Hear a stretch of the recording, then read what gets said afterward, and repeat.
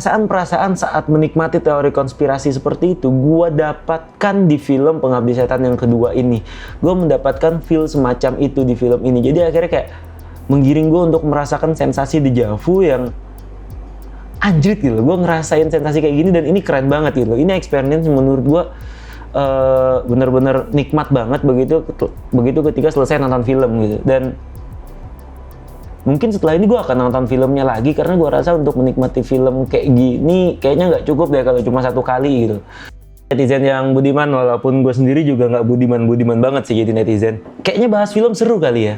Walaupun channel ini bukan channel review film, tapi gue rasa nggak ada salahnya juga bahas film karena kali ini gue nemu film yang ngasih gue experience seru banget, ngasih gue experience kayak feel-nya itu begitu keluar bioskop itu nggak kopong gitu loh. Karena gue pribadi, gue bukan orang yang ngerti film banget, bukan expert film banget, cuma penikmat. Gue pribadi menilai film itu bagus dan nggak bagus menurut sudut pandang pribadi adalah saat gue kelar nonton, gue mendapatkan satu experience kayak ada sesuatu yang fill in gitu, ada sesuatu yang ngasih gue, ini film greget gitu. Dan untuk tahun 2021 dan 2022 gue merasakan itu di 3 buah film. Untuk film luar yang gue tonton, gue ngerasain di filmnya Eternalnya Marvel, dan untuk film Indonesia itu yang gue anggap ini 2 film bagus banget itu adalah Seperti Dendam, Rindu Harus Dibayar Tuntas, dan Pengabdi Setan 2 ini. Nah, dan kali ini gue pengen bahas film Pengabdi Setan yang kedua karena menurut gue pertama nih film baru launching banget kemarin, baru tanggal 4 Agustus, dan penontonnya juga banyak banget. Nih film juga hype banget dan pasti banyak banget yang udah nonton. Gue cek-cek, gue lihat-lihat di IG-nya juga kayaknya udah 1 jutaan lebih tuh yang nonton. Kesan pertama gue nonton film ini adalah filmnya di luar ekspektasi. Maksudnya di luar ekspektasi itu bukan berarti film ini impressive story yang terungkap dari Pengabdi Setan yang pertama gitu. Mungkin buat kalian yang belum nonton yang pertama bisa nonton dulu sebelum nonton yang kedua biar nanti kalau nonton udah nyambung gitu.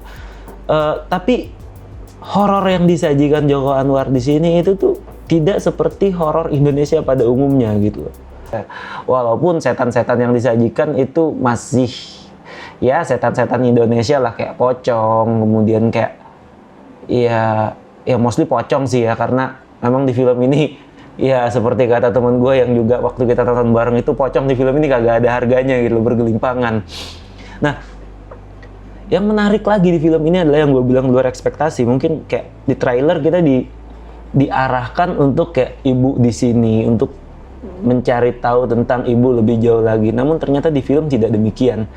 Di film itu ibu tidak seberperan itu, namun di film itu malah lebih menunjukkan film ini kalau menurut gue bicara lebih banyak tentang teori konspirasi deh.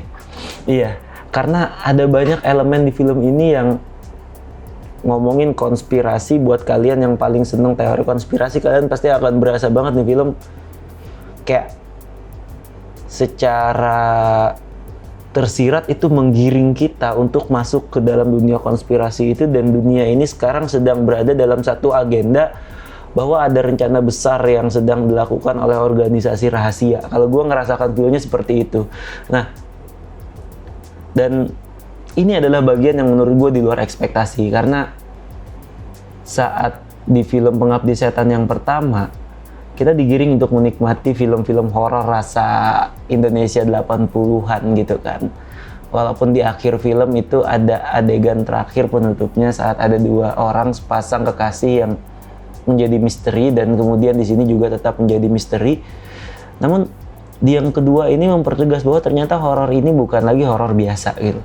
Horor ini bukan lagi sekedar hantu jump scare, tapi horor ini sudah berbicara banyak dan dalam sekali tentang kehidupan. Dan di sini gue luar biasa kayak excited sekali gitu. Dan gue yang bukan seorang fans Joko Anwar mungkin setelah ini akan menantikan film-film baru dari Joko Anwar, dan mungkin akan mulai nonton film-film Joko Anwar yang sebelumnya lagi gitu. Karena ada banyak juga reviewer di internet yang bilang film Joko Anwar itu saling berkaitan satu sama lain gitu. Film Joko Anwar itu punya universe-nya sendiri. Jadi kayak menarik sih kalau ternyata dari awal filmnya sampai film yang ini Joko Anwar itu konsisten menyajikan satu satu agenda tersembunyi, satu visi dan misi rahasia dia atau satu pesan rahasia melalui filmnya, di mana dia pengen berbagi pengetahuannya dia atau berbagi sesuatu yang mungkin seharusnya masyarakat itu tahu akan hal ini gitu loh. Dan gue bilang ini film berbicara banget. Gue mungkin banyak nonton film-film festivalan yang apa sih ini film nggak jelas banget, berat banget gitu, kayak ini film disajiin kayak lu kalau nonton film harus kayak berasa baca buku, lu fokus banget gitu. Lu sering kali untuk menonton awam macam gua kayak kehilangan sisi entertainnya saat nonton film-film festivalan. Tapi di film Pengabdi Setan 2, film Joko Anwar ini gue mendapatkan feel keduanya gitu. Gue mendapatkan cita rasa film festivalan juga di situ yang penuh dengan makna dan penyajian entertain yang luar biasa gitu. Ini sebenarnya lebih ke gue nge-review dari sudut pandang pribadi ya, dan gue nggak mau nge-spoiler atau bahas ceritanya seperti apa gitu, karena kalian bisa nonton sendiri ke bioskop, atau misalkan buat yang penasaran kalian coba deh nonton trailernya. Trailer itu tuh akan menceritakan banyak hal sekali sebenarnya gitu, dengan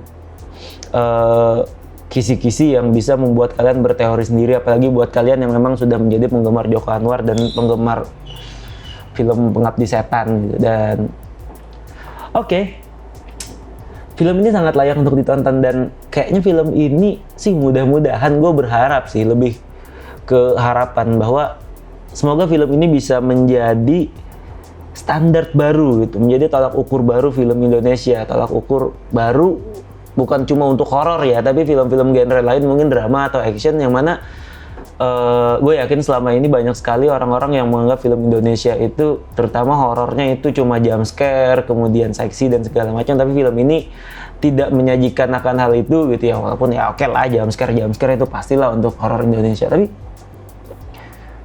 ini film keren dan gue rekomendasikan kalian harus nonton gitu.